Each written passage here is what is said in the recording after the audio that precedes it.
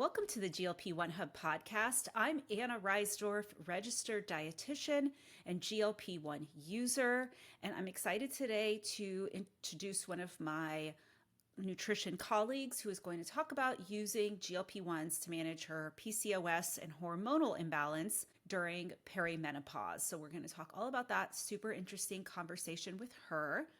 I've also been working really hard on getting more videos up on my YouTube channel to not only share my personal journey, but also provide educational videos for you on various topics. I put one up last week about injection sites, so you're going to want to check that out. And I hope that you come and leave a comment and subscribe to the channel. That would be awesome. And also be sure you're following on Instagram and now TikTok at GLP-1 Hub, where I'm going to continue to put out information, try to be funny. I don't know if I am, but different videos about my GLP-1 journey and tips to help you succeed as well. So let's get on with the show. Since I've been on this GLP-1 journey, something I didn't expect was how tired I'd feel some days. It can be really hard to meet your nutrient needs when your appetite is low. Grunes can help change that. Grunes are a convenient, comprehensive formula packed into 8 gummies a day. This isn't a multivitamin, a greens gummy, or a prebiotic. It's all of those things and then some at a fraction of the price. And bonus, it tastes great. With over 20 essential vitamins and minerals and a base of whole food ingredients, these gummies help support your metabolism and energy while you're losing weight. And it's not just about looking good, it's about feeling good as well. Grunes provides the fuel your body needs to keep up with a busy life in an easy and tasty package. So you can use the code GLP-1 Hub to get up to 52% off your order at grunes.co. The code is GLP, the number 1, Hub, and the website is grunes.co. That's gruns.co to get 52% off your order. Welcome to the GLP-1 Hub podcast. I want to welcome Carrie Forrest today. She is going to talk about her experience as a nutrition expert, but also a GLP-1 user. So we kind of connected on that because both of us have that similar background. So why don't you tell us a little bit about you and your career, maybe your experience with the GLP-1? Thank you so much for having me. And I love the GLP-1 Hub podcast. I am a listener. I've listened to all the episodes and found them to be so helpful. Thank I'm a you. relatively new patient, about 4 or 5 months, but I have struggled with health issues for decades, really since my early teens when I developed PCOS. So I have also struggled with my weight on and off over the decades. And now I'm in perimenopause. So that added a whole new element. And I had done a lot of research on how women with PCOS transition into perimenopause. And I had heard that some PCOS symptoms can come back.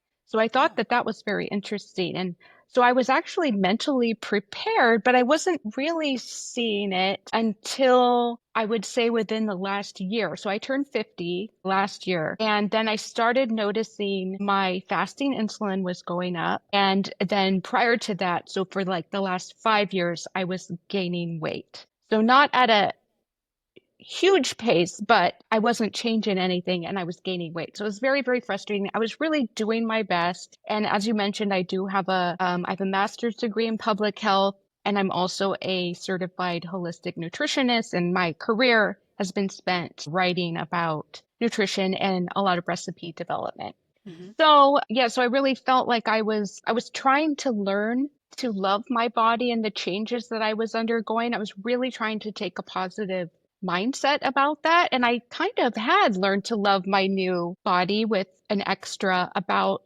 20 pounds, which on a petite woman is significant. But I guess when I started to see the lab changes, and then I also started experiencing hunger between meals and in the middle of the night, so bad that I really had to eat something. I couldn't not Wow. eat and go back to sleep.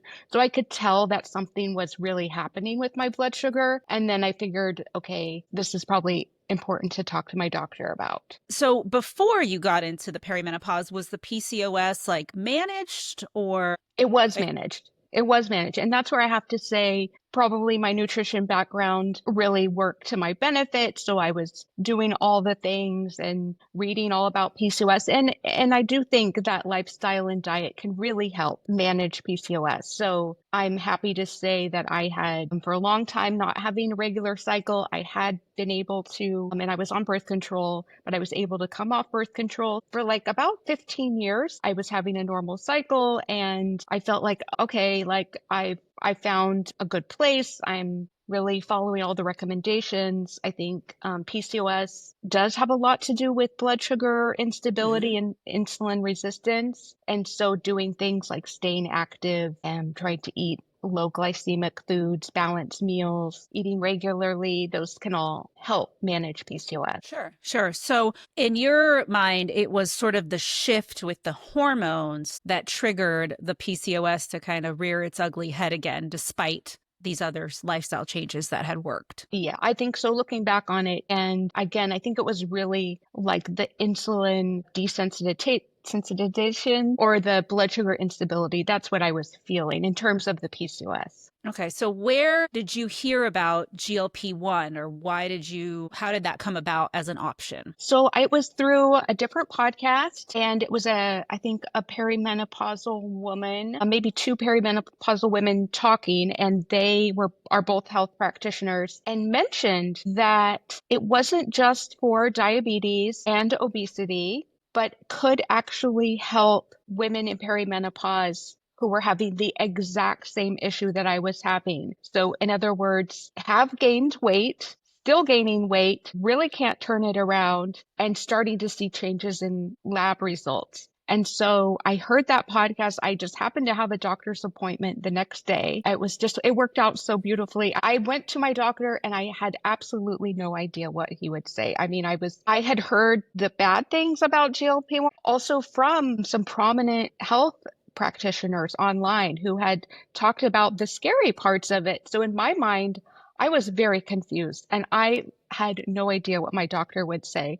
Turns out he was very supportive. He was surprised. He said, "Oh, I didn't expect we'd be talking about this today." But he was very supportive. And this was during the time earlier in 2025 when you were allowed to do the compounding. And so he already had a relationship with a compounding pharmacy and so called it in. And I was so excited. I was just very, assertive about let's get this prescription filled.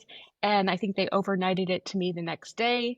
And within a few days, I did the first injection. My hand was shaking. I was so nervous. And I would say so at this point, I've been on it for about 4 months, about 16 weeks. And I would say the first week I lost 3.5 pounds. Wow. So I was thrilled, absolutely thrilled. Yeah, definitely. And so how much have you lost in the 16 weeks you've been on it? So about 8 pounds. So I did have a lot of side effects. I had a lot of nausea. I also suffer from migraines. So I find that on the day of my injection, sometimes I will get a headache and then it will progress into a migraine. So I've had to keep my dose really low. I guess you could say I'm technically microdosing because I'm not even quite at the starting dose. I also talked to my doctor and he said I could try split dosing. So in other words, instead of taking one dose a week, I will take two small doses. So two even smaller doses than I would normally take once a week. And has that improved the headaches? It's improved the side effects across the board. So I rarely have nausea anymore. I still occasionally get headaches, so I have to treat that. And I get decent appetite suppression, but I still get hungry before meals. So I find that the smaller dose for me as a very sensitive individual has worked better. Mm-hmm. Okay. So have you found some of the mental improvements, like the reduction in the food noise or, in cravings for certain things? People have reductions in alcohol cravings or, I don't know if you drank before, but any of those other things, even on the lower dose? I have noticed. I've noticed pretty immediately. I don't drink because it's a migraine trigger for me. And actually, that was one of the reasons I was interested in trying a GLP-1 is for some of the reduced neuroinflammatory benefits, which are really just anecdotal, I think. There really isn't a lot of research to support that, but I'm hopeful. I think my migraines have been a little bit better controlled since being on the GLP. And, but again, I don't think there's a lot of research to support that, but the research is more around like Alzheimer's and dementia prevention. And migraines also for other women in perimenopause, they do seem to get more frequent because of the hormonal Yay. fluctuations. Hooray. But I'm hoping that it does seem to be a little bit better. And then, but I did notice right away my desire to shop just went away. So I wouldn't say that I had a problem with shopping, but just kind of that, like maybe see something online, let's do a quick check and maybe I want that. Just really minimize. So That's so that's really interesting. interesting. I know it's so interesting. And then I wouldn't say that I would have said before that food noise was a problem, but now I can tell because I'm on a GLP-1. My husband is not on a GLP-1. He's normal weight. And I notice now, as soon as we finish a meal, as I prepare all our meals, he'll say, "Oh, what's for dinner?" Where I'm not really even thinking, like we finish lunch. "Oh, what's for dinner today?" And I'm not even thinking about dinner until much later in the day, where food maybe used to be more just top of mind more Hmm. frequently. And now I'm not really thinking about it that much. Right. That's interesting because I mean, like you, I'm a writer too, nutrition. So I write about food all day. And so then you're thinking about food all day because you got to for your job. And Hmm. if you're like developing recipes, it was probably already a lot. And then on top of it, thinking about like, what are you eating for your health and to lose weight or whatever. I feel like it compounded the food noise for me. And now Yes. I don't have that emotional attachment. But I will say I'm doing more shopping because now I can wear the clothes I want to wear. Yeah, you know what? I'm so happy I did not get rid of I really didn't get rid of any clothes. I ended up when I was gaining weight, I ended up putting clothes because I've had weight fluctuations a lot in my life, especially with PCOS. So this time I did not get rid of the clothes that no longer fit, that were too small. They're still in my closet. I'm looking forward to the day that I can wear them again. So yeah, I don't like to focus too much on weight. I also have a history of disordered eating. So that was actually one of my concerns starting a GLP-1 was I Hmm. didn't want to start weighing myself all the time because like I said, I had really kind of developed a healthy body image of, okay, I'm healthy at this size, so there's really no reason to lose weight until I saw, like I said, the lab changes, and then I was just feeling like there was some negative things happening, maybe more Sure. inflammation. But I don't feel like I weigh myself once a week and I actually don't feel any kind of like obsession around the number. I mean, I'm enjoying just feeling more active and Hmm. I feel less pain in my joints. So I can do squats now. So I'm a lot more active since starting the GLP-1. And so I think there's something, I don't think energy is the right word, but it's just more of a kind of a desire to be more active. That's great. I mean, that's awesome. I think that's a healthy attitude because I don't really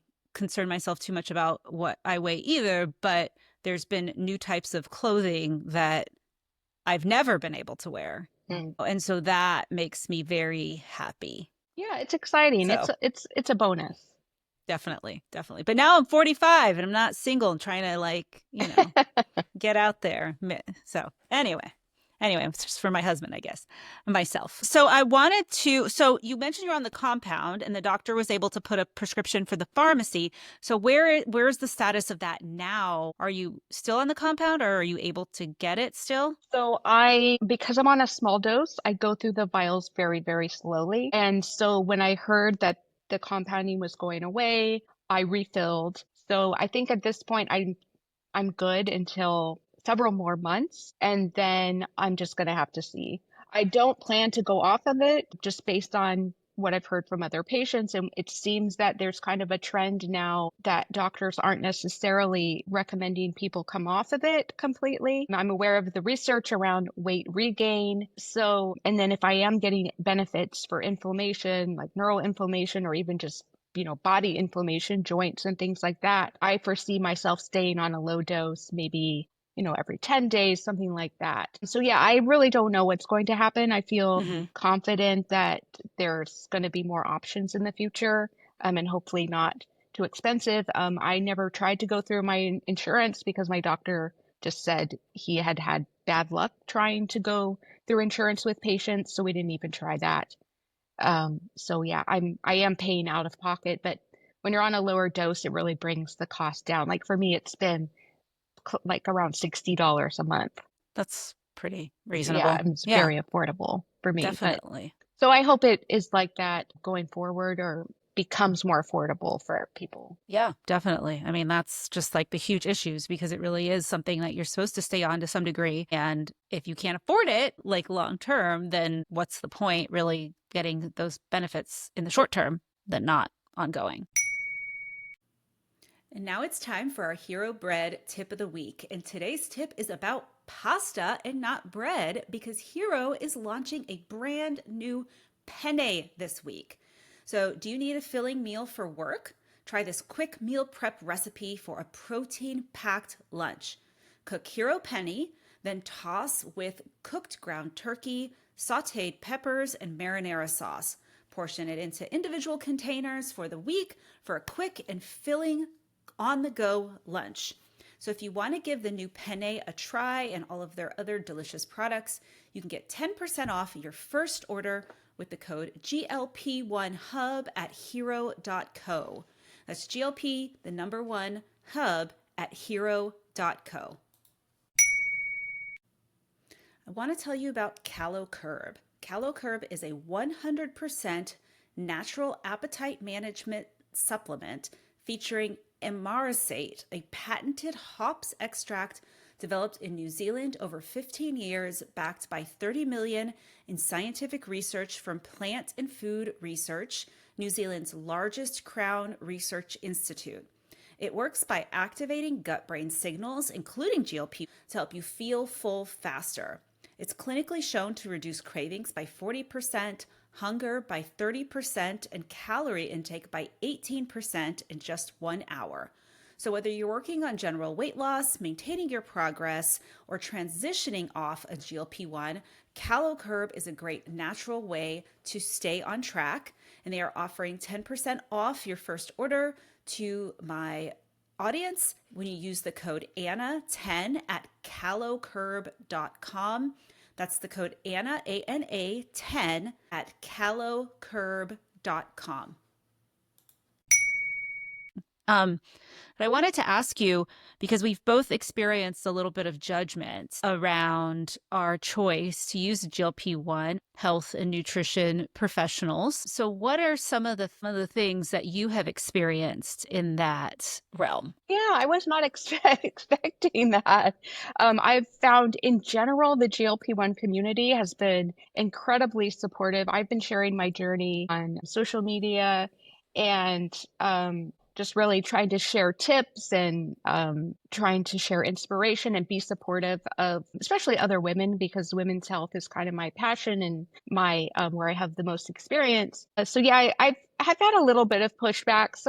Well, because I'm a petite woman and like again, I wasn't suffering from obesity. It was more I was technically in the overweight category at my highest weight when I started. So but I've had somebody say, well, just based on the picture, you look thin. I'm just worried, like, why are you losing weight? And then somebody said, well, you're a nutritionist, so you should have all the tools to do it naturally. And I'm not sure if there's a snarkiness there or, a criticism. I feel like maybe there is like maybe some confusion, maybe like looking at it in the best possible light but I heard another obesity expert say that even with 20 extra pounds, you can have health concerns or health issues. And obviously I did because my lab work showed it. I just think it's important. I know, it's kind of part of the internet to be judgmental of other people, but I just think it's really important to try to remember that you don't know what it's like to walk in somebody else's shoes. So, nobody knows about my history of PCOS. That's just by looking at me or autoimmune disease. I'm actually a survivor of thyroid cancer as well, which is kind of interesting because you always hear about thyroid cancer as a concern of a GLP-1. And that's another thing that people would probably be concerned about if they knew my history. But those concerns are around a type of thyroid cancer that is really, really rare. And I had the more common kind of thyroid cancer. So thankfully it wasn't a reason not to take a GLP-1 for me. But yeah, I think it's just important to remember um, when we're online to, I guess, try not to be too judgmental of somebody else's journey because you really have no idea what other people have gone through. I think that there's still a lot of attitude about obesity, even if you're not like obese, but gaining weight, let's say, being like a personal problem and like a willpower problem that's based on like your individual choices and ability to eat the right things. I think that to some degree, even for me, before all of this, I felt that way about myself. I am overweight because I am not doing enough to not be overweight. But now that I've been more in this community of GLP-1 people, which because I've been apart from the nutrition world for a while, being a writer, I just haven't really engaged with that so much. Now I'm seeing like how much more was going into play because I haven't really changed my diet since being on the GLP-1. I eat less because it makes you eat less. Like I eat the same things. I always have exercise. I've always done the things. And it's like now all of a sudden I can lose weight because of the help of this medication because it took away some of those other things that were making it difficult for me. And so now I think I have a little bit more compassion for myself, but also for other people that really maybe it wasn't totally my fault. Yeah, I love that. And I would say that I was really not very educated about obesity medicine. And now that I am on a GLP-1 and I'm more kind of interacting with the community of GLP-1 users, and I have really started to become very interested in obesity research, obesity medicine, and just that whole conversation. And I know that community has had so much, yeah, like guilt and unacceptance or pushback. And so I just think now so many things are changing. I think it's a really positive development. And I totally agree with you. It's so interesting when you feel like you've done all the things and you do have all the tools as a nutrition expert. And then you realize there was something that was beyond your control. Otherwise, the GLP-1 wouldn't be working. So I am so grateful to the medication because I could just see like I spent 2024 really, really focused on my health, trying to manage my weight without becoming obsessive about it. And I ended the year gaining another 4 or 5 pounds. So that whole year felt like not a waste, but it was just, I guess, when I started the GLP-1 and then I saw my weight start to become better under control, I realized, like you said, it wasn't your fault. There's more forces happening than we probably even realize. Right, right. And so I think that for me, I have a little bit more compassion about that. Like I Me said, too. for myself, but for other people as well. In that I don't think it's always you just are choosing to eat fast food and sit on your couch. Sometimes that is contributing, but I think that there is more than that, especially as we move into perimenopause and menopause. Like I am just a little bit behind you there. And there's just these hormones and they really mess with you more than you think. And I'm glad to have this tool on board because I know what will happen after, like if you just gain another 20, 30, whatever pounds, you know. So Right. I'm glad to be in this time, I guess. Me too. I know. I know. Especially with now the conversation's really changing around hormone replacement therapy. And so I actually started HRT about the same time I started my GLP-1. So I've been doing a lot of things now. But yeah, perimenopause is quite a ride.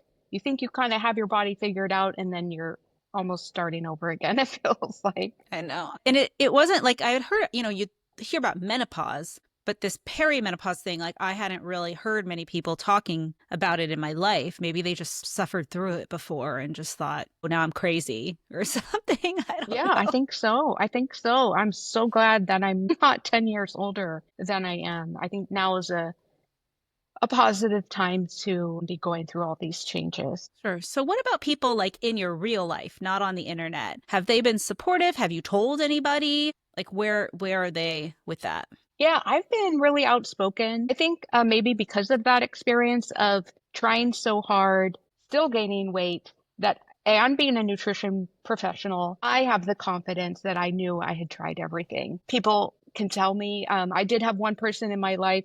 I told recently, and she said, well, I have concerns about, I asked her to please reconsider her opinion. She's another health professional, and I had heard her say that she wasn't comfortable with the GLP-1s. And I said, well, actually, it's been life-changing for me, and I would love for you to reconsider your opinion because she's a public figure. And she said, well, I have concerns about thyroid cancer, pancreatitis, and I think the stomach paralysis. And Hmm. she said there's easier, or she said there are other ways to manage your insulin. And honestly, I didn't respond. I just didn't. This was an email exchange. I haven't responded yet. And some people need to kind of figure it out for themselves, especially a health professional.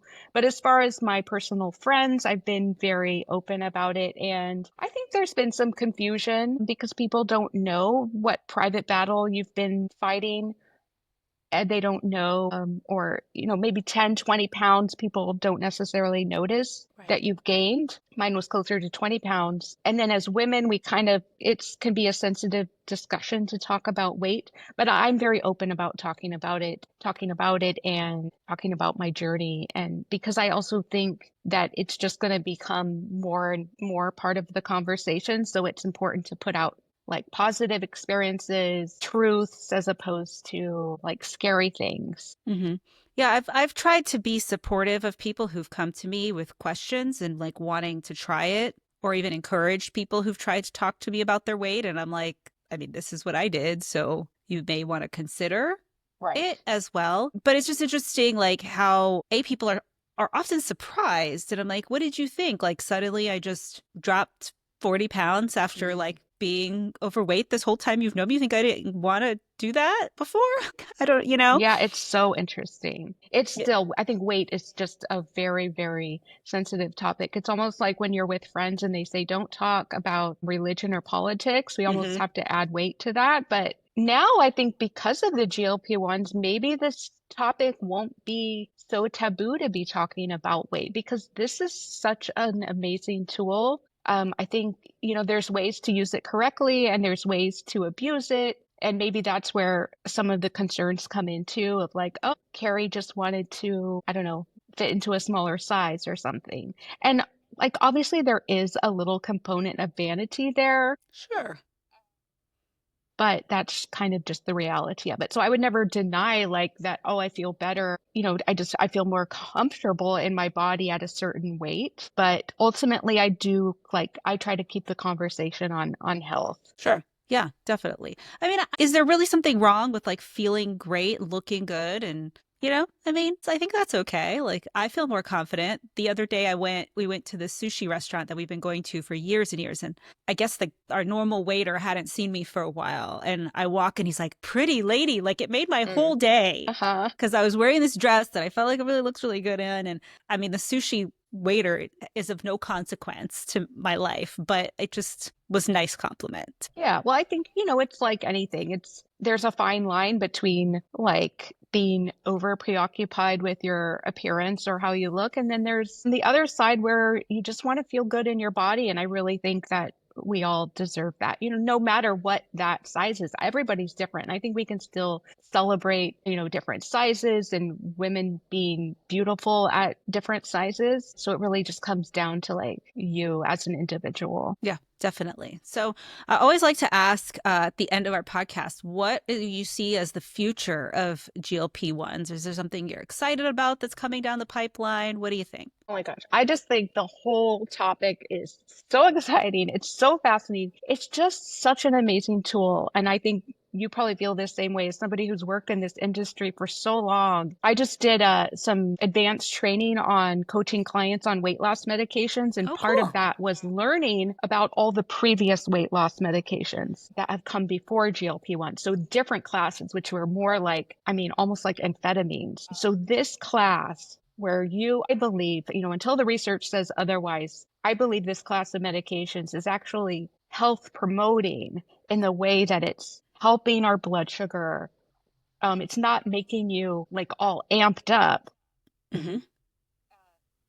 Of course, people are having side effects and some people are having some negative health issues and that needs to be all worked out. But for the most part, it seems like this class of drugs is actually health promoting. So I just see the future as so bright, so exciting. And so, yeah, I'm looking forward to being a part of it. Awesome. Awesome. I agree. I think it finally has given hope to a place that was dark and hopeless for a long time. So Yeah, I mean, I'm that's really exactly excited. how I felt. I was just so hopeful. When I saw that scale, after years of seeing it just go up and up and up despite my best efforts. And then that first week, and really since then, it's been slow, but it's been, turned around, and it made me more motivated to keep working on my health. Yeah, definitely. So I know you said you're doing some coaching for people on weight loss medications. Where can people connect with you? Because I know you have some resources. Yeah, so I don't do individual coaching, but for the Hmm. last 16 years, I've been a food blogger. So my website is cleaneatingkitchen.com, and I've done a little bit of writing about GLP-1s, but I more have recipes, and I do specifically gluten-free and dairy-free recipes, because that's been part of helping me manage my PCOS and my autoimmune disease. And then I do see a need for more resources for women. I love what the GLP-1 Hub is as the podcast, and I'm working on a nutrition book specifically for women around the confusion around what to eat on a GLP-1. I see a lot of that like in the Facebook groups about managing side effects and things like that. So I'm probably going to self-publish that maybe like early 2026. Okay, awesome. That sounds like a great resource. And I will put all those links for people to come visit your blog and Instagram and all the things in the Thank show you. notes. No Thank you. And thank problem. you for everything you've done. It's been so helpful. Thank you. It's been very rewarding for me as well. So thank you for listening. And I appreciate you being here today. Awesome. Bye. Thank you so much for listening to this episode of the GLP-1 Hub podcast. I hope you enjoyed the conversation with Carrie. And you want to be sure to check out our store. We have a lot of resources that we are creating over on the GLP-1 Hub website. There is a guide called the Beyond the Shot Guide that gives you everything that you need to know about getting on a GLP-1 medication, how to manage side effects. There's recipes in there and meal plans and all sorts of things to help you get started. We also have standalone recipe collections and meal plans if you want a little bit more support. I also want to thank our sponsors of this episode. Thank you to Hero. If you want to try their new penne, use the code GLP1 Hub at hero.co. Also, thank you to CaloCurb. They are an appetite suppressing supplement that can help you reduce cravings and eat fewer calories. They are also offering 10% off at calocurb.com when you use the code Anna, the number 10, and that's Anna with one N. And finally, thank you so much to Grunes for sponsoring this episode. If you're on a GLP-1 journey, Grunes can help support your goals. Grunes are a convenient, comprehensive formula packed into 8 gummies a day. This isn't a multivitamin, a greens gummy, or a prebiotic. It's all of those things and then some at a fraction of the price. Bonus, it tastes great. So you can get up to 52% off your order with that code GLP, the number 1 hub at grunes.co. And I'll see you in the next episode.